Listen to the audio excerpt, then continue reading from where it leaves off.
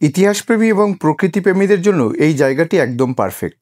খুলনা থেকে মাত্র ঘন্টা পেরিয়েই যশোরের কেশবপুরে পৌঁছলেই দেখা মিলবে প্রাচীন এক নিদর্শনের, ভরত রাজার দেউল। শহরের কোলাহল পেছনে ফেলে আমরা বেরিয়ে পড়েছি খুলনা থেকে, গন্তব্য ভরত বয়না।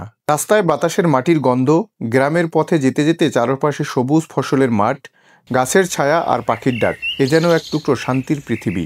শাহপুর বাজার থেকে 6 থেকে 7 কিলোমিটারের মধ্যেই পেয়ে যাবেন এই জায়গাটি। আপনাদের বাইক বা কার এখানে পার্ক করতে পারবেন কোনো পার্কিং চার্জ ছাড়াই। এখানে প্রবেশ করতে আপনাদেরকে দিতে হবে 10 টাকা। এর চারপাশটা বেশ গোছানো, পরিপাটি, সেটিং অ্যারেঞ্জমেন্ট রয়েছে। এর উপর থেকে চারপাশটা দেখতে অসাধারণ লাগে এবং পাশেই রয়েছে শতবর্ষী একটি বটগাছ।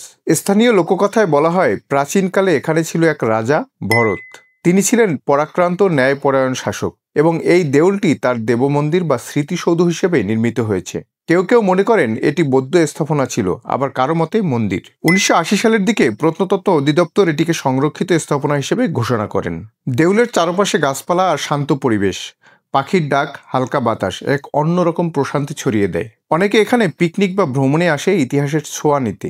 ভরত বয়না শুধু একটি স্থান নয়, এটি সময়ের সাক্ষী, বাংলার অতীত গৌরবের নিদর্শন। খুলনা থেকে মাত্র 1.5 ঘন্টার পথ, কিন্তু এখানে এসে মনে হয় শত বছর পিছনে ফিরে গেছি। যশোরের কেশবপুরে অবস্থিত ভরত রাজার দেউল ঘুরে দেখুন আর অনুভব করুন বাংলার ঐতিহ্যের স্পর্শ।